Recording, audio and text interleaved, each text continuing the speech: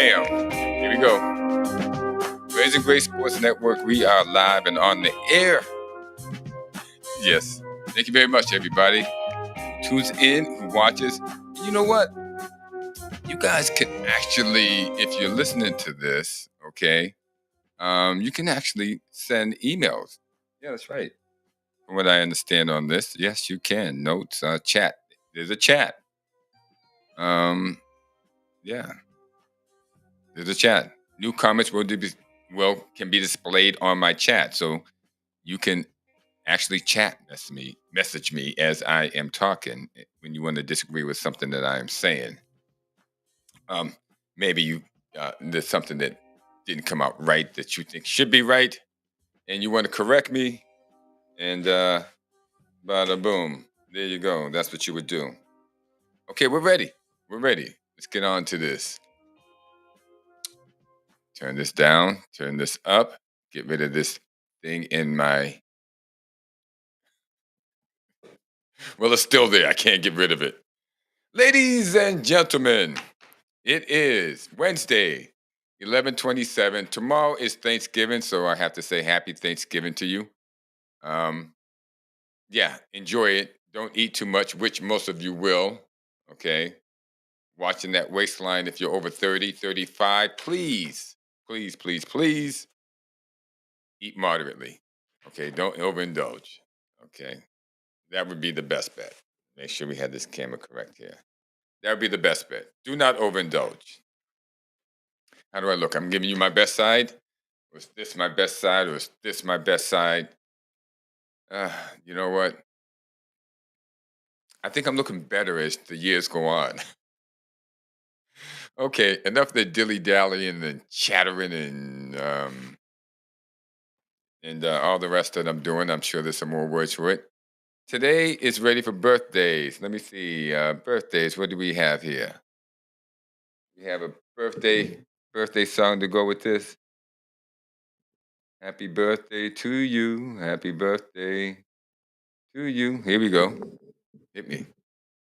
Happy birthday, all. Happy birthday, all. Happy birthday to you. you. Happy Happy birthday birthday to you. That's right. Happy birthday, all you people. All to you people. all you. Happy Happy birthday birthday to you. Gosh, I missed the you. harmony of voices right there. It's beautiful. It's a beautiful thing. One day we will be back together. Happy birthday. Let's see. Happy birthday to Mr. Berry Gordy. Now, I know everybody. I know up until this time, we've only commemorated the birthdays of athletes because it makes sense. We're a sports channel and athletes are our raison d'etre, which is French for our reason for existence.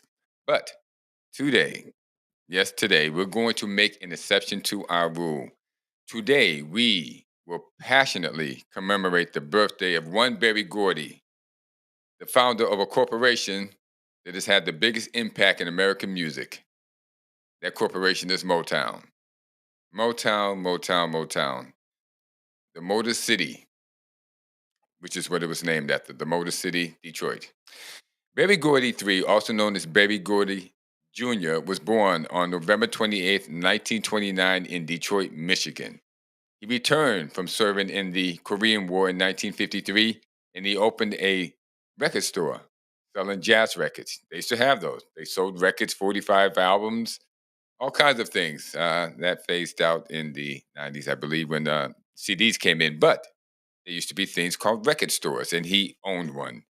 So, as he was the owner, the proprietor of this record store that sold jazz records, he also began writing songs because music was what he wanted to do. He was writing songs for recording star Jackie Wilson.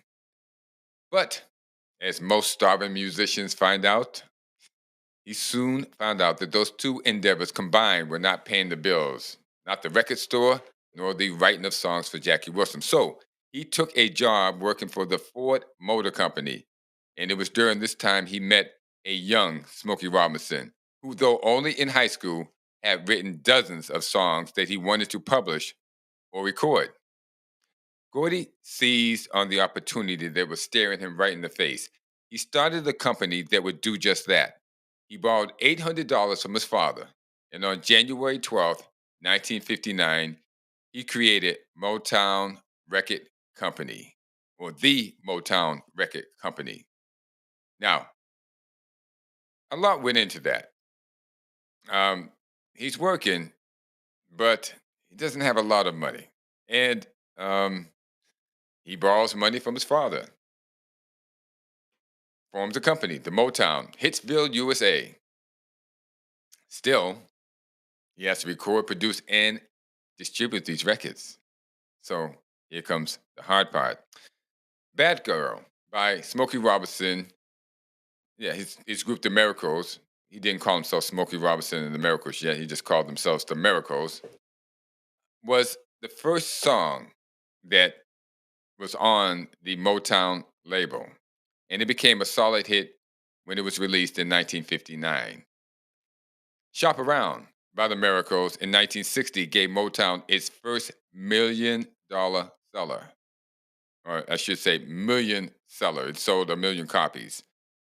Uh, Not too sure that that was $1 million right there, but probably it ended up grossing that amount because I have to tell you guys, 45s, which is what they were distributed on, 45s did not sell for $1. No, as a matter of fact, I remember them selling for 49, 50 cents back in the 60s.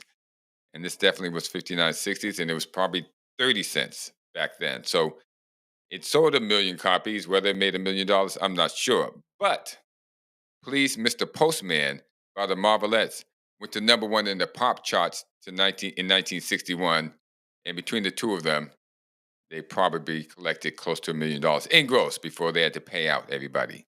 Now, with the Miracles and the Marvelettes under contract and making hit records, Gordy expanded his scope, using what he had learned in the Army to quickly analyze and make decisions, and combining that with what he had learned at the Ford Motor Company to coordinate and organize, he placed people in positions to help Motown grow, and he held them accountable. Motown, Hitsville, USA, started growing.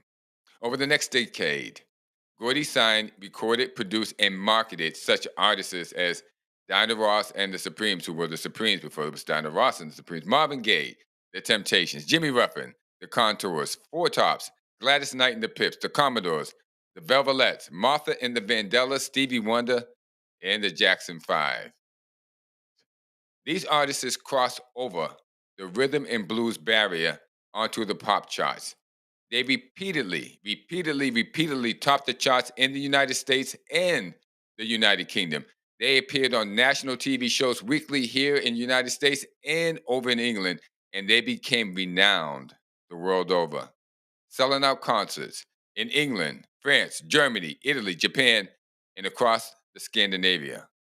The music that Motown produced became the music that was heard all around the world, in Africa, Asia, Australia, Europe, North America, and South America.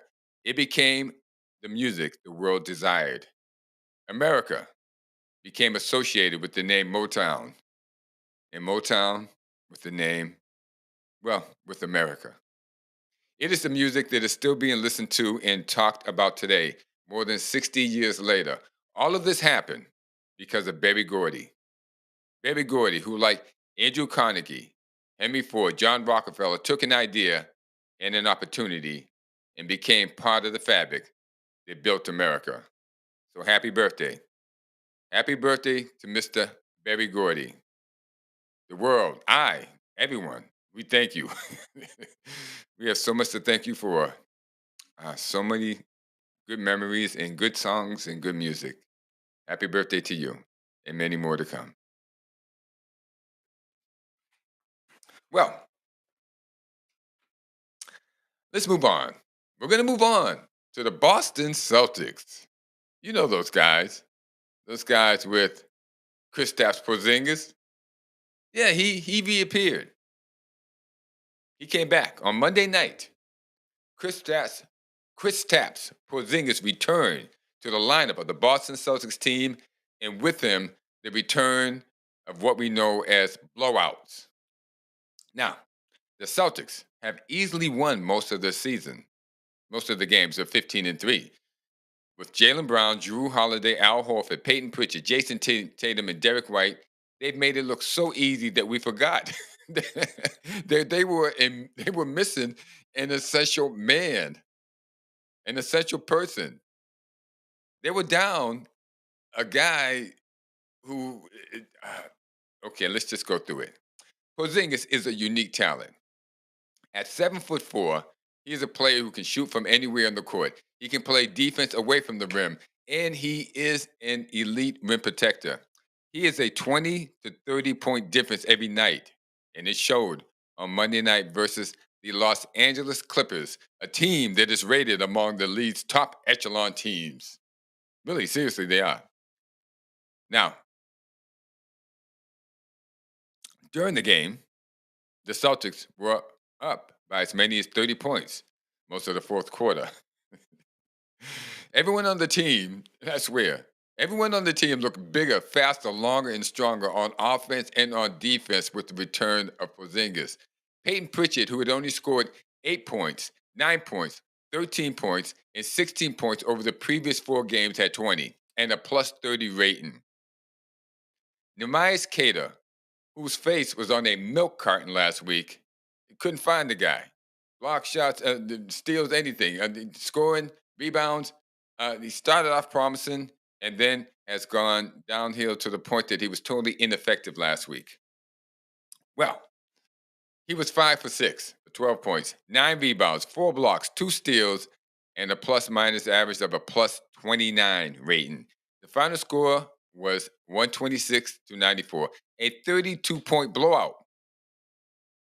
Yes, we're back. We're back. We're back, ladies and gentlemen. Well, the Celtics are back. I don't know about we. They don't pay me for anything. So that we thing is the Celtics are back. Porzingis only contributed 16 points and 8 rebounds, but he affected the game in so many ways. With a team of Brown, Holiday, Horford, Hauser, Cornett, Pritchard, Tatum, and White, Porzingis is an essential luxury. Now, it's kind of a play on words. I don't know if it can be an essential luxury. A luxury is not essential, but they really need him. They really do. They're not the same team without him. And Porzingis puts them over the top. They are arguably the best team without Porzingis. But with Porzingis, they are far and away the best team in the league, easily in the league. Which brings up something quite interesting on ESPN. In their NBA power rankings, they have the Cleveland Cavaliers ranked as the #1 team in the league. #1 with a uh, record of 17-1. Now, that one loss came courtesy of the Boston Celtics without Porzingis. So the Celtics beat Cleveland and their starting five. Yes, they had all of their starting five, and the Celtics didn't have their starting five. The Celtics beat them without Porzingis. So, are they really #1? I say the answer is no. The question is, are they really #1? The answer is no, they're not. They can't be.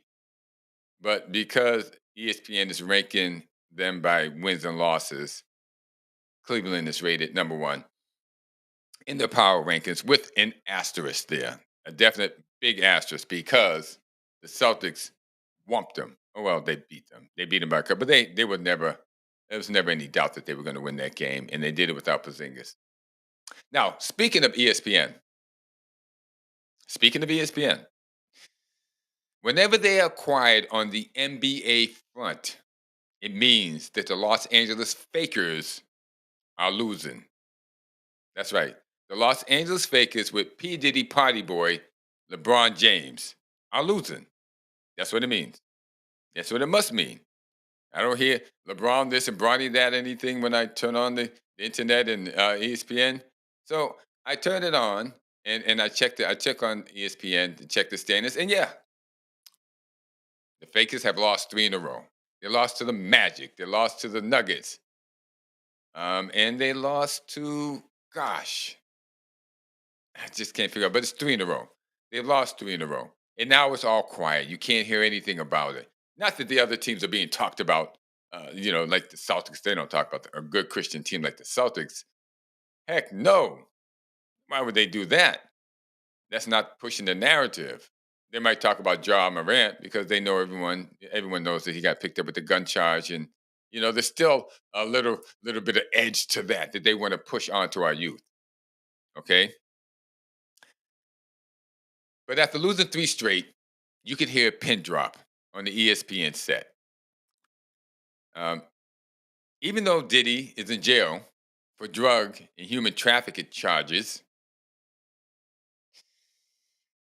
ESPN behaves as if we don't know that LeBron James was a regular at his parties.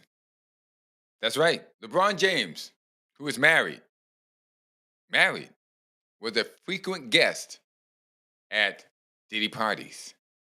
Hello, Black America, wake up. Wake up. Promoting the infidelity and immorality of LeBron James without actually saying it, but just by putting them out there. Okay? It's what the ESPN and the NBA is all about. Yeah. You see, because we all know he was at the party. So they're pushing LeBron, they're pushing that. That's right. For in doing so, they are introducing innocent and naive young Christian boys to think sin is normal. How can you be going to those parties if you're married? How could you be going to those parties in the first place? I mean, Diddy is a pervert of the nth degree, and everybody knows this. He did drugs, everything. Everyone knows this. Yet James was going to his parties. Now, they want you to think sin is normal and irrelevant. That LeBron James, eh, it's okay. That's a trap, guys. Sin is a sin, and it comes with a price.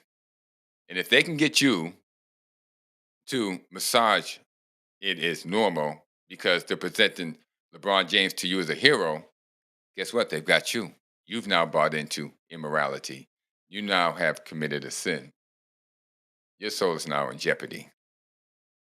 Now, if the charges against Diddy are so egregious that they warrant no bail, none, don't you think LeBron should be suspended until the matter is fully investigated?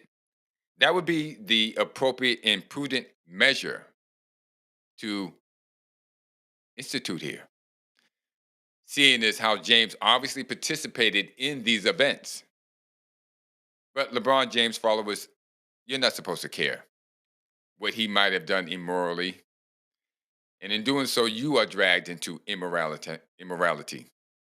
You will become what you defend.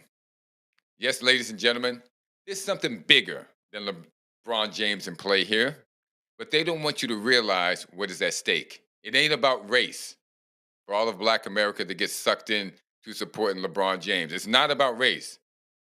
It's about your soul. They are playing for keeps here under the guise that it's a game, but it's not a game. Your soul is more important than anything that has to do with LeBron. LeBron is connected to Diddy. You need to start distancing yourself away from him before the next shoe drops. And now you're forced to try to defend him the way you tried to defend Diddy. You're bringing yourself closer and closer to places you don't want to go.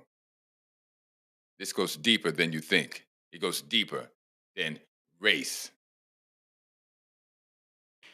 For those who have ears, let them hear. Now, the New England Patriots are in a frenzied turmoil all around here in and around the New England sports area. I turn on the television, I see the sportscasters on Nesson and uh, you know channel this and channel that. Reputable sportscasters. Mike Reese, um, and I think who was everybody was. I think Christian Faurier. Yeah, reputable people. But they're all coming to a place where I arrived at 13 weeks ago. And this is not to say that they didn't arrive at it 13 weeks ago, but this is to say they couldn't speak about it 13 weeks ago. I don't think they were allowed to speak about it. But now the ball of yarn has unraveled so much that nobody is sure what to do. Okay. Um, the blame um, has to end up where it should have ended up 13 weeks ago. As a matter of fact, not even 13 weeks ago, guys. Uh, we knew back in August. We knew back in August because the Eagles, Philadelphia Eagles, came into town and they have these inter squad practices, scrimmages, whatever they call them. And the Philadelphia Eagles, well, they ripped the New England Patriots offensive line a new one on the very first day. And it was so apparent how bad it was that everybody who came away from that being at that practice looked like they had been in a car accident at what they had seen. That's how bad it was. They looked like they were in shock. They looked like they were in trauma. And we knew then just how bad the offensive line was. That's the week of August 15th. Now, what was done with that? Hmm. Even though it was a flashing neon sign, what was done with it? Well, there were a couple of things to consider.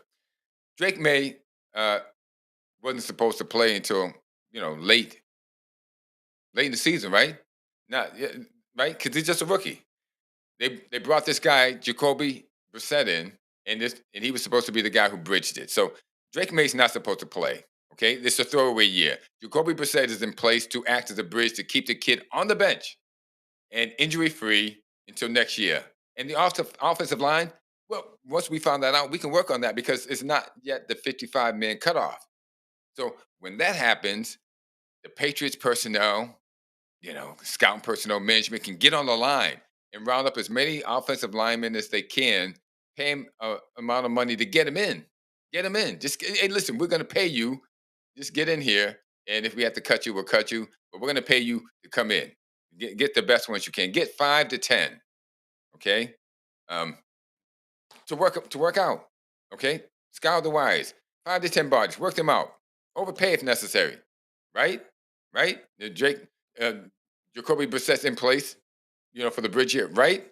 Drake May's not supposed to play until late in the season. He's definitely not playing, but definitely not even start till late in the season, right? Wrong, wrong, wrong, wrong, wrong, and wrong again. Brissett was not used as a bridge.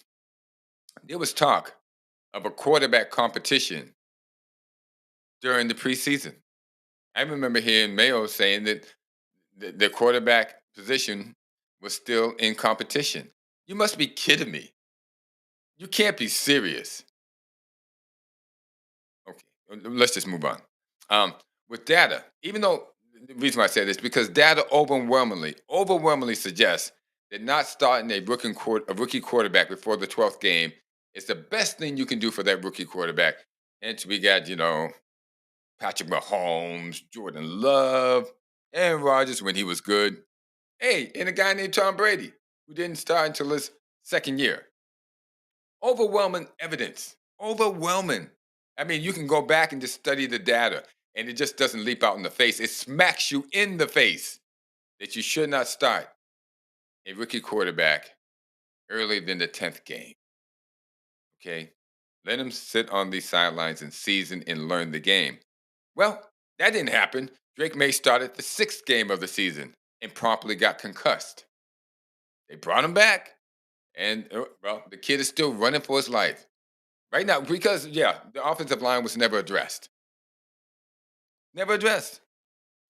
Now they drafted two offensive linemen behind Drake May after they drafted a wide receiver. God knows what that was about. Okay, and after they, who they, uh, t- Caden somebody and another guy. Okay, but it hasn't worked out. Those guys can't stay in the field. They get ran over, knocked down, stomped on. But what are they going to, the offensive line was never addressed. Drake May still running for his life after starting him with a healthy Jacoby Brissett sitting on the bench. Now, the team is 3-9. Last week they lost. They got creamed by Miami. What was it? 34-15, and they only got the 15 late. Yeah, 34-15. It was late 15, and one of it was a run back on a fumble. Okay, that the safety picked up and ran back. Christian Gonzalez, or maybe he was the cornerback, picked up and run back. Otherwise, it's 34. It's 34 to nothing. I think at one time, creamed. Drake May running for his life. Now, there's no doubt that your Rob Mayo is over his head. No doubt about that. We know that. Here's a guy who was saying it was a quarterback competition. He should have never been saying anything like that during preseason. Uh, Jacoby Brissett is our quarterback, and I don't even know why they got rid of the backup quarterback and drafted another rookie. So Jacoby Brissett gets hurt. Drake May gets hurt. They had to put in another rookie who they drafted in the same draft, Joe Milton. What is anybody thinking? What is Elliott Wolf thinking? What is anybody in the New England Patriots organization thinking when you're going to put two rookies? You're going to have one rookie backing up another rookie. What? What? But anyway, okay. Um, there should have been a plan in place for the development of Drake May. Definitely not playing him. So now, the sports media in New England are finally coming around to admitting what I diagnosed at the beginning of the season, even before, where I diagnosed in August. So many things are being done wrong and still are being done wrong in upper management that the Patriots have no chance of success. And we mean by success is playoff, winning games, going places, being viable. They have no chance. Now, they don't have it now or in the future unless a change is made considering concerning Elliot Wolf. Now, it pains me to say this. I don't know the guy, so I'm not trying to heap on him. But Kraft has got to make a decision or he is dropping the ball. And so all of this is ball dropping, ball dropping, ball dropping. And now, when it comes to eating crow, yes, I have to eat crow because last week, let's just get to the eating crow thingy. That's right. I'm eating crow this week because I last week I went 8-5. 8-5. It's terrible. So, like I said, don't bet the house. But I did have the first one right. Cleveland was going to beat Pittsburgh in Cleveland, and they did. Cleveland won that game 24-19 and won it handily. Unbelievable. So let me just cut up this crow. Listen, I'll eat the crow a little bit later. Let me just give you the results. I took Minnesota to beat Chicago, and they won. I took Detroit to beat Indianapolis, and they won. I took Miami to beat New England, and I won. Tampa Bay to crush the Giants, and yes, they did. They crushed them. That's Baker Mayfield didn't even have anybody to throw to, and I'll give you that one. 30-7. The news now is that and Jones, Daniel Jones, the starting quarterback. Well, that was news last week. Was let go. I mean, not just bench, but let go in the middle of the season. They started Danny DeVito, and they only got 7 points.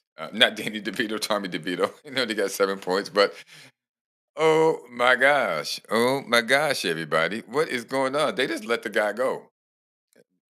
I think he should be in San Francisco right now because they need a quarterback badly, and he might be able to provide something for them. That being said, I so that was I won the first 1, 2, 3, 4, 5 games. Then it went south after that. I mean, who knew? I should have known because this guy Cooper Rush. That's right. This guy Cooper Rush always seems to rally the Dallas Cowboys, and when he's going good, all of a sudden Dak Prescott appears to screw everything up and demand more money, like he did last time Cooper Rush was winning, and he had the winning again. They beat the Washington uh, Redskins, Commanders, Washington football team. I think they call the Commanders still. They beat them. Yeah, they won. Gosh, 30, no, 34-26. Now the next one I got right, Kansas City took on Carolina, but they barely won 30-27 with a field goal. The next one, okay, Houston, Tennessee winning to Houston. I picked Houston. Wrong. Tennessee beat them. I just had this feeling. I just had this feeling, but I just couldn't bring myself to pull the trigger on that one. I took Denver going into Las Vegas, but who didn't? And Denver won. Green Bay to beat San Francisco, and they did. Here's where it went wrong again. Seattle traveled to Arizona. Arizona, who has shown their mettle, shown that they're a tough team offensively and defensively, is at home. Seattle has to travel not far, but they still have to travel into Arizona to play in, well, Arizona. What happened? Seattle beat them 16-6. Then I took Los Angeles Rams. Now this was on the dare because they were playing at home. And I guess we should not take the lesson of this story, which you're going to find out later, is don't take any of the LA teams at home. I took the Rams at home to possibly upset the Philadelphia Eagles. Wrong. They lost 37-20. I took Baltimore to possibly, I took Los Angeles Chargers on Monday. See, the Rams were on the Sunday. I took the Chargers on Monday to possibly upset the Baltimore Ravens. Wrong. Both LA teams lost at home, and that is the name of that story. Now, let's get on to this week. Now, there's a couple of things I want to highlight here. New York is going to play Dallas. Well, there are 3 games happening tomorrow, which is Thanksgiving Day, Turkey Day. Eat all the turkey you want, all the stuffing you want, and watch the football games. You have Chicago playing at Detroit, New York playing at Dallas, and Miami playing at Green Bay. Now, the Dallas game, I thought this was low. You could get tickets for this game for $28. $28 will get you in the stadium, the Dallas Stadium. $28. And I said to myself, that has to be the lowest. Lowest. There's nothing that's going to sell under $28. Just getting into the stadium. Wrong. I got 2 more entries here. You can go see Los Angeles. Yes, the Rams in New Orleans for $14.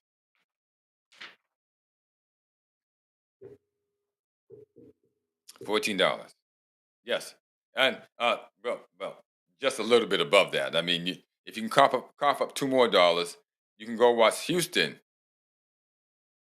at Jacksonville for $16. So if you're in the Jacksonville area and you have nothing to do, and maybe you just don't want to sit around, okay, on Sunday and do nothing after eating all that turkey on Thursday, and you got $16, you, you and your friends can each spend $16 and go to the stadium and watch the game. Yeah, that's right. Um, let's not forget New Orleans. If you're hanging around in New Orleans and Mardi Gras is not yet. That's not till what? That's not till February, and you got time on your hands after Thanksgiving. Then you, yes, you can go to the super. I can tell you. You know what? I can tell you where it's held too. At Caesars Superdome in New Orleans and watch the game. You can get in for $14. Yes, ladies and gentlemen, when a team falls upon hard times fall upon them. Let's get started. Chicago is going to Detroit. Now, Chicago played a very good game. A very good game. Did they win last week? I think they did. Or did they play? I just don't have it off the top of my head. So I'm going to say they lost. They lost to Minnesota. Not by much, though. If I'm Yeah, 30-27 in overtime. But after a game like that, they're going to be a little bit down, and they're going in Detroit. I am going to take Detroit. New York's going to Dallas. I'm going with Cooper Rush. Dallas. Miami's going to Green Bay. Woo, hoo, hoo, hoo, hoo, hoo, hoo, hoo.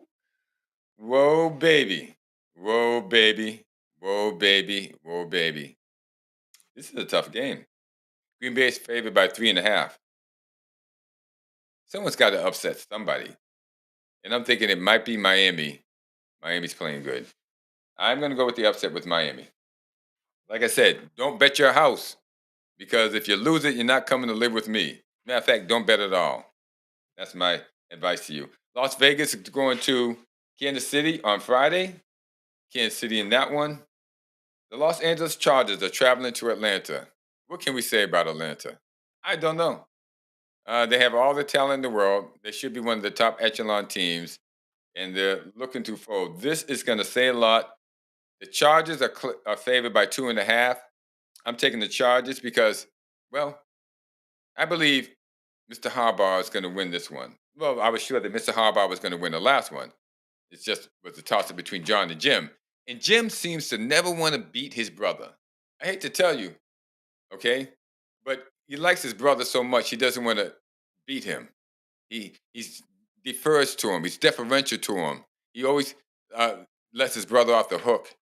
Doesn't prepare his team the way he could prepare his team because it's his brother. And for those of us who have brothers, sometimes this can happen. You have one brother who's just a little bit more greedy than the other one, and the other one is usually the older one is more differential to the younger one. But I'm going to take Los Angeles Chargers in this one. So let me get that one. Pittsburgh's going to Cincinnati. Has the Russell Wilson magic wore off? Well, Cincinnati's favored in this one, and I'm going with Cincinnati. Arizona is traveling to Minnesota. Minnesota's favorite. I am going with Minnesota in the dome. But this could be tough. Because this guy, Kyler Murray, he could turn it on at the drop of a switch. And they lost last week and Minnesota won. I think Arizona feels like they have to win. Change that one. I'm going with Arizona in Minnesota. Indianapolis is traveling to New England. Anthony Richardson is terrible, but he should be enough to beat the New England Patriots. We have Seattle traveling to the New York Jets. Gosh, I can't believe this. I can't believe this. But I'm going to take the Jets. I think they have enough to win. Tennessee is traveling to Washington. I'm taking Washington. That one win for Tennessee should be enough to last them for the rest of the year. Houston is traveling to Jacksonville. Now, this is scary, except Mac Jones is still a quarterback for Jacksonville. And I'll have to go with Houston on this one. The Los Angeles Rams are traveling to New Orleans. I am going to take the Rams after losing. Tampa Bay is traveling to Carolina. Seriously? Tampa Bay. Philadelphia is traveling to Baltimore. Woo, woo, woo, woo, woo, woo, woo, woo, woo, woo, woo, woo, woo. Wow. Baltimore looks healthy. I'm going with Baltimore. San Francisco is traveling to Buffalo. I am taking Buffalo. And Cleveland is traveling to Denver. Now, that's going to be a shootout. That's going to be a shootout. Who's favored in that one? You see, this is completely unrehearsed. Completely unrehearsed. I don't look at these before I make the pick on Wednesday. I want to come to you fresh, exciting, and live, not rehearsed. Denver is favored by 5.5 over Cleveland. Yeah, Jameis Winston does not have Cleveland has. I can't believe I'm waffling, ladies and gentlemen. Can't believe I'm waffling. I you know what? I'm going with Denver. I was going to go with Cleveland just because they are tugging at my heartstrings. But I'm going to go with the favorite in this one. I'm going to go with Denver. And there you have it, ladies and gentlemen. Then you have my Sports Wednesday predictions, and I guarantee you a better record than 8 and freaking 5. Okay, 8 and freaking 5. Now, in closing, remember the game of life. This is a game, okay, and you have to learn how to play it. And sometimes what's you know portrayed as a game is not really a game. It's a life and death battle. There are people playing in this game of life who are playing for keeps. You have to realize your life is more important than anybody else's. Any sports figure, any figure that's put in front of you and told that this is a guy that you have to follow. This is a guy that you have to model yourself after. And no, you don't.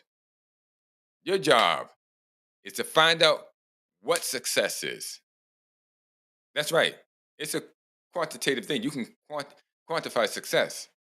It means that more than likely you went to college. You have a good paying job or a good paying business, something that's bringing you money. Okay. A person who's a family man who doesn't go to parties when he's supposed to be married. Okay. It can't be quantified. It's not based on emotional t- data, emotional feelings. It is quantifiable. So your job is to analyze what is success. And it usually comes with values. It's going to be values, Christian values. Yes, Christianity. Um, you can model success.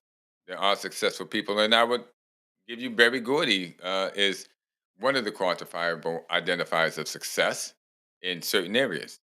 So your job is to identify these successful traits in people and adapt them as your own. And they're not going to involve cursing and swearing and calling each other words that probably you shouldn't be called. Yeah, what you speak is going to happen. If you speak negative things are going to happen to you. So this is the game of life, ladies and gentlemen, boys and girls. You have to learn how to play it. But it's not a game, it's real life. So with that, I think you got enough out of me.